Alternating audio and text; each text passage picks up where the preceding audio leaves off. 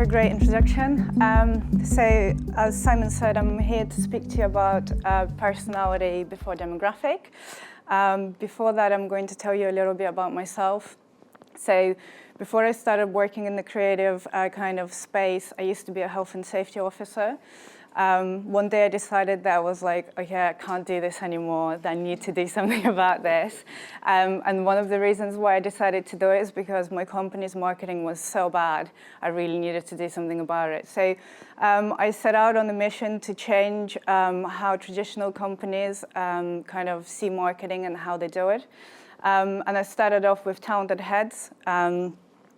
And basically, I became a quite renowned blogger because I was just doing a lot of very controversial stuff. Got to work with, me and my co-founder got to work with some really amazing brands who at the time was exploring the whole youth marketing and wanted to understand the millennials. So Talented Heads officially was known as the first agency who brought the millennial marketing into this country.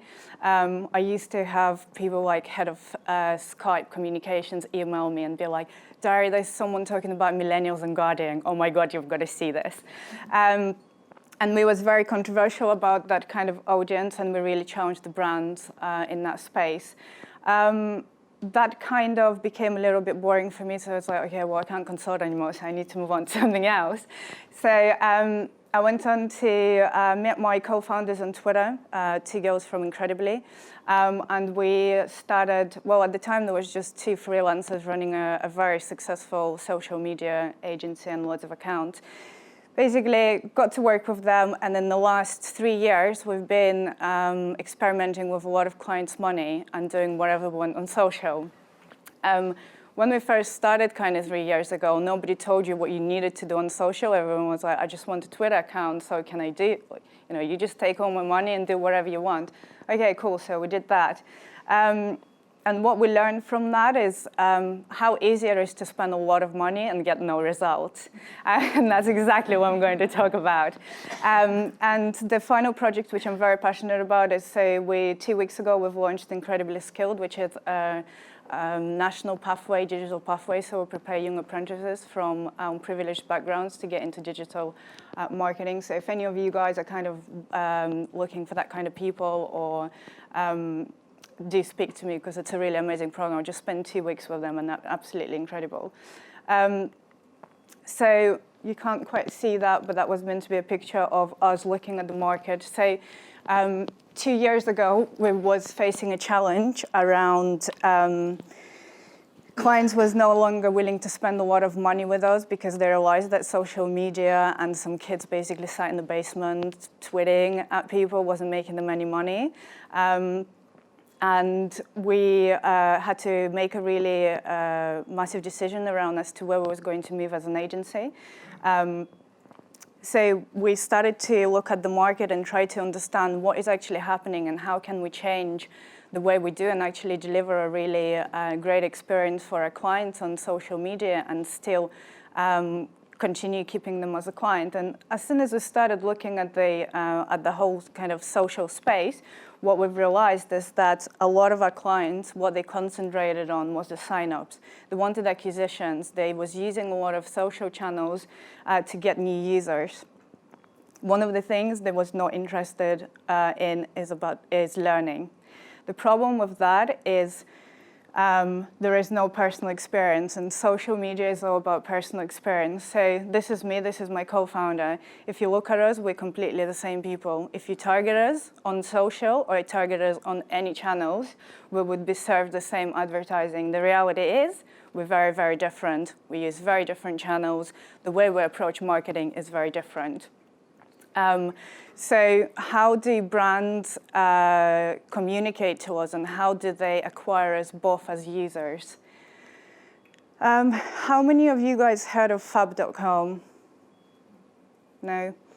Well, Fab.com is my favorite company because they failed faster than they actually succeeded.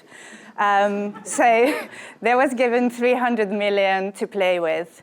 And they was actually one of the top 5 tech companies in Silicon Valley. And there was actually at some point valued more than Airbnb I think their top valuation was around 15 billion.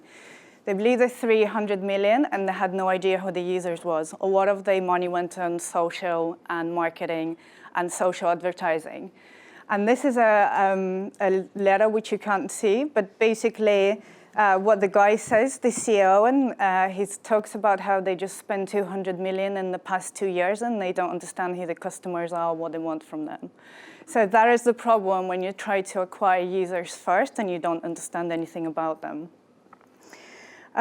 So once we kind of understood that, and we understood that we was basically no different agency and we was doing exactly the same, we started to ask our clients, what do you actually want from us? What do you want from us as an agency? And of course, the first thing they would say, I want the download. This is an example of an app, because we work with a lot of tech companies.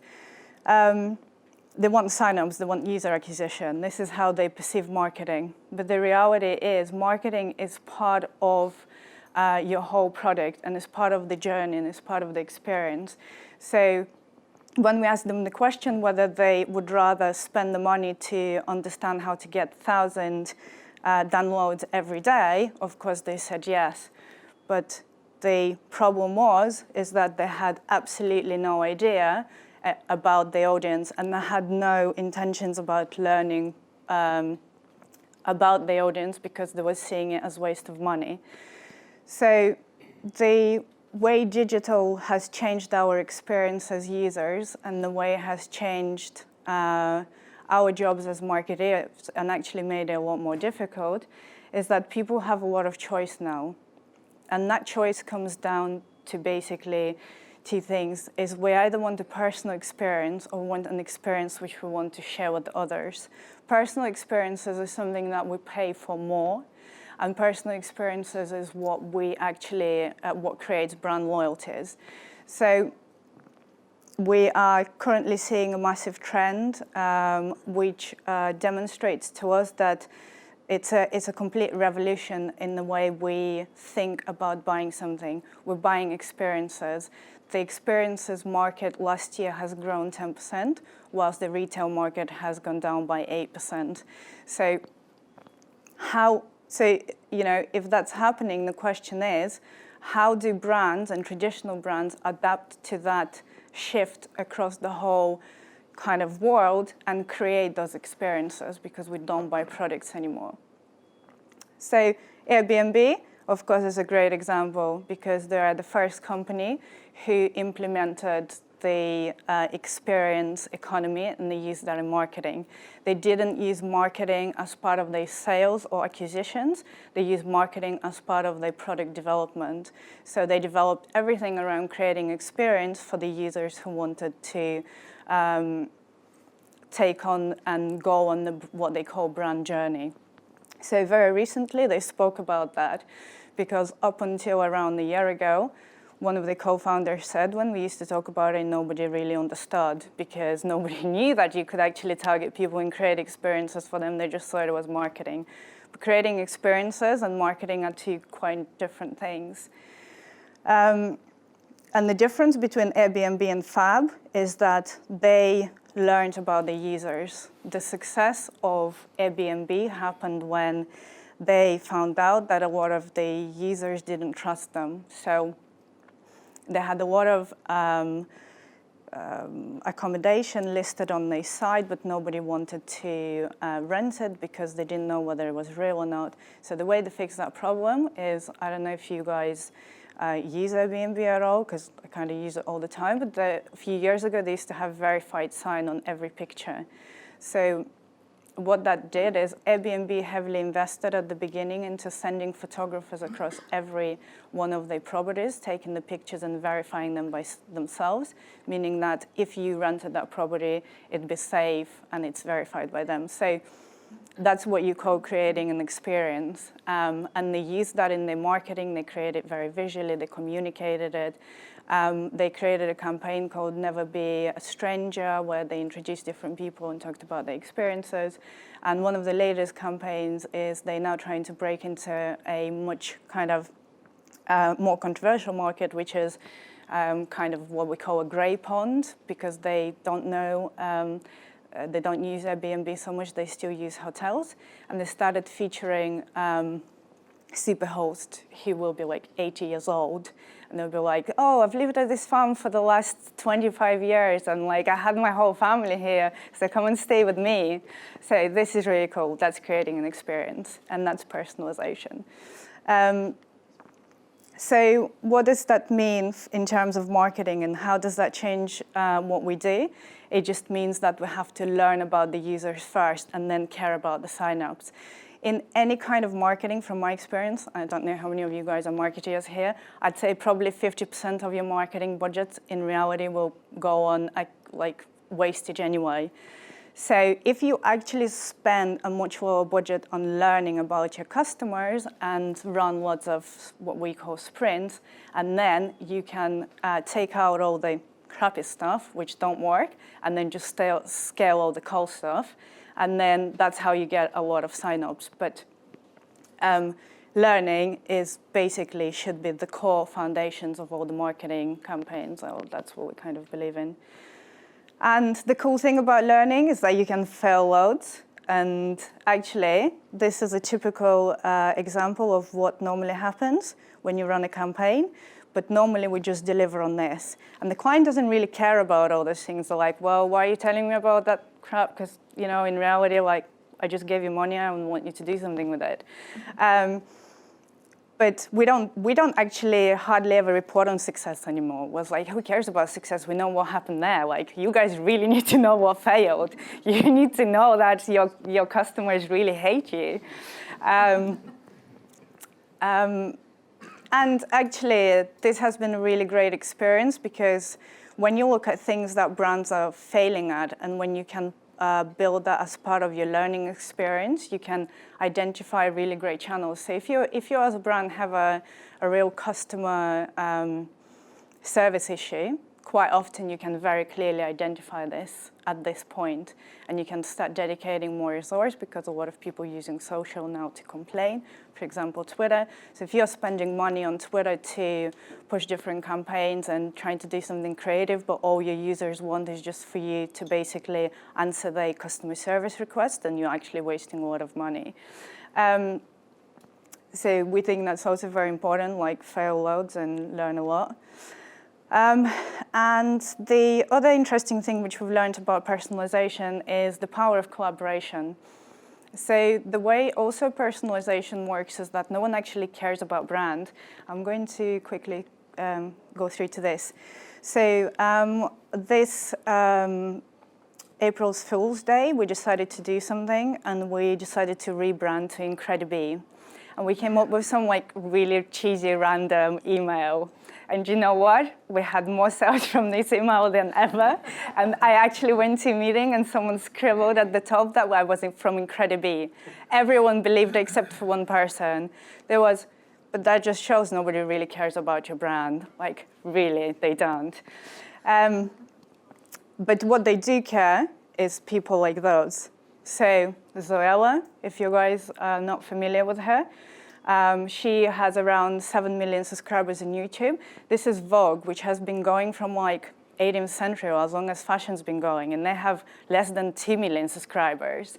So those are the people that we're now passionate about, and because what they do is they create personalized experiences.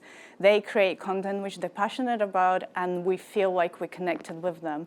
Brands, we're not connected with them anymore, because we know how easy it is to buy advertising, we know how easy it is just paid, so we don't trust them. We're very skeptical. Business Insider versus all of those magazines is the most successful online publishing platform of all times. They've actually hit their highest record of revenue generation in publishing business last year.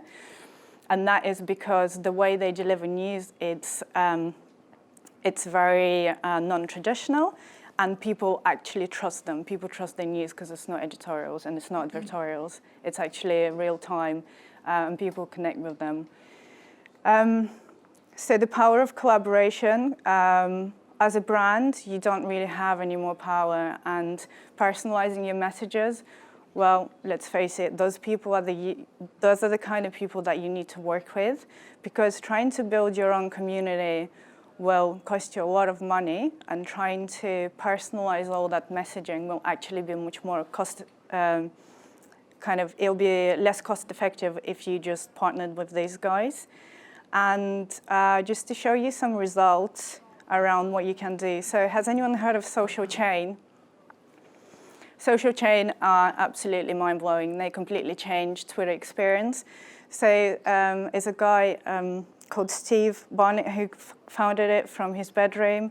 He basically was bored one day. He started browsing Twitter and finding out about all these high-profile accounts. And all those high-profile accounts was like Harry Potter accounts and things like that. So he was like, this has some power because people just want to laugh. People, like, it's very personal to them. That's why they follow those accounts. And he contacted all those influencers who had 3 or 5 million followers and said, guys, let's do something together. So last year, I think they was in charge of the campaign when Bieber was relaunched. They actually led that campaign. And those are some of the results that they achieve on a monthly basis. So what he did is he took over the 300, or he brought 300 most influential accounts on Twitter, which was parody accounts. And he created a massive community which called Social Chains. And it's just basically a bunch of 17-year-old kids sat in the basement writing jokes all day. And they started feeding that back into advertisers. And so the average tweet has 4 million impressions. They can send out one tweet and it will get distributed to around 60 million people at one given time. They can make your hashtag trend in around 15 minutes. So all the hashtags you see trending is basically them. And they released a very interesting app recently. And it actually like crashed the Android market because they had so many downloads, and it was like people almost committing suicide because the guy like they couldn't play it anymore or something. It's really crazy. So if you do collaborate, so a campaign with those guys might cost you around 50 grand, okay? But if you look at it from a perspective of building your own community and reaching the same amount of people at the same time is just impossible for you as a brand. So, but what these guys offer you is an exposure to all those people who are very, very loyal to those brands as a very personal experience for them. So the brand loyalty and the purchasing power is absolutely incredible. And the last thing which I want to talk about is how we measure brand successes in terms of where does personalization sit and how do we make it work for us as a brand in terms of once we've created those experiences, what do we care about? Because we've got those loyal fans, and how do we measure that? And we believe the way you measure that is through asking your customers one simple question: would you actually refer us to your friend? And if the answer is yes, then you've got it. Then you've got the right message, and they are your loyal fans and customers. That's it from me. Thank you.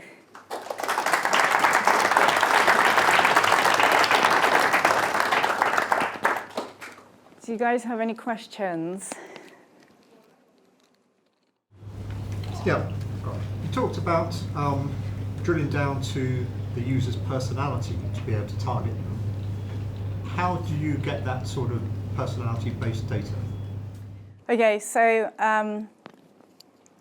it's a good question. A lot of the times it's a guessing game. You have to make a lot of assumptions. Marketing kind of has gone full circle. When in kind of olden days when we did marketing, we used to do are they called pen portraits or something like that, where we used to like draw them up and be like, this is the person we need to target. It's the same thing.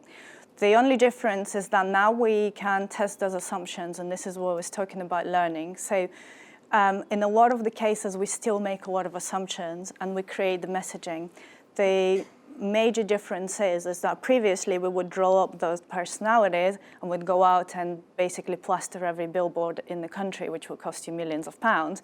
Now I can go on Facebook and test it for about £500 and tell you what kind of audience actually cares about you and what doesn't. So there's a lot of social tools which you can use to test the audiences. And we always advise is make lots of assumptions, test them, make more assumptions, test them, and then at some point you'll learn a lot about your customers. What are the social tools that will help you drill into personality?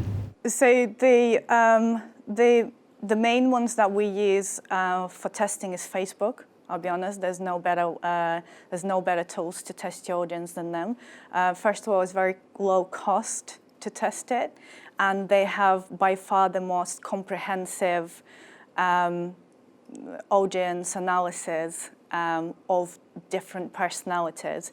So if we did this launch campaign for one of the clients, and we wanted to launch them in Milton Keynes. So we needed to do a campaign, went to Milton Keynes Council and was like, can we have lots of data about your residents? So they gave us a lot of data, we looked through that. Okay, we created a campaign. What we didn't realize is that once we was going to put it on social, none of those people existed, because the reality of how we actually behave is very different. And what Facebook allows you to do, because they know everything about you or about their users, is to target them much better than any other data available in, I would say, anywhere else. Even Google doesn't give you good enough data to be able to test personalities. Okay, thanks. Any more questions? Sorry, yeah, you talked earlier on about brand's words important, and then you talked further about brand loyalty. Mm-hmm. Can you just give an example of a good example of brand loyalty and perhaps why people are loyal to their brand? Okay, well, the brand loyalty example I gave is Zoella. She is a brand, and the loyalty there is absolutely insane, simply because she understands her audience, she creates what is needed. And in I think around a year ago, she fell out with River Island and the sales went down for about 30% for 3 months because she posted a video about them. That's brand power, that's brand loyalty. The traditional brands, companies like Nike, they're very good at creating brand loyalty because they create experience. If you look at the advertising, it's very personalized. It's about, the whole Do It campaign is like, yep, let's go out and do it. I think from one of the companies I've been really impressed with recently is Booking.com. They've been very, very good. They're also trying to create lots of experiences. I don't know if you guys seen any of the recent advertising stuff. Is absolutely amazing, so funny. You haven't seen it, watch it. But those are the three, I'd say, my favorites.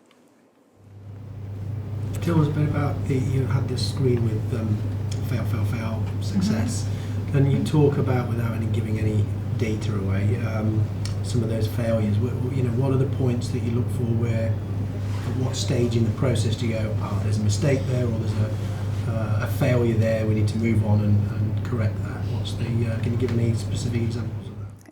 Yeah, we've launched lots of kind of social campaigns and that kind of stuff, and quite often you see that the audience is not biting, so you created one message. I think one of the biggest failures we've ever done in our kind of existence is trying to create the brand message, which in reality, when you're creating a small brand or you're launching a new company or which has never had a presence online, has no brand recognition, there's no one message that can ever give you that success. So actually creating multiple messages, and when you start testing those messages, it's about how quickly you eliminate those messages that don't work. Because quite often you can spend quite a lot of money testing a lot further than needed. So if you're seeing for 1 or 2 weeks that something not working, fix it and try to run it again, or just kill it, because you realistically on social you can spend a lot of money. Another thing is creativity. I have a massive issue about creative campaigns. So I think creativity is actually dead in reality, because what is creativity? I can go on Snapchat and create really amazing things. Is that creative? I can spend millions of pounds on a really cool campaign. Is that creative? So before you know anything about your audience, don't go out and try to do any large campaigns, because what you often pay for is that creativity. Creativity costs a lot of money, and it needs to be good. It needs to be aimed at the right audience. And I see that happening a lot because we do a lot of pitches. Well, we actually stopped doing pitches now. We used to do a lot of pitches, and they were like, I just want to see your ideas. I'm like, okay, I don't need to work here anymore. Because the ideas, what is an idea? What is creativity? I don't know anything about you as a brand. It's just an assumption. And also challenge your clients, because in reality, if they're coming to you, then they're probably not quite sure at this point. And I think a lot of the times when we failed is we just did what clients asked us to do, as I said. Acquisitions, I know now that realistic acquisition might not be what my client thinks. And actually, quite often, the expectations of acquisitions are much lower than what we can achieve. So, yeah, always challenge. Anyone? Questions? Great, thank you, Daria. Okay, thank you.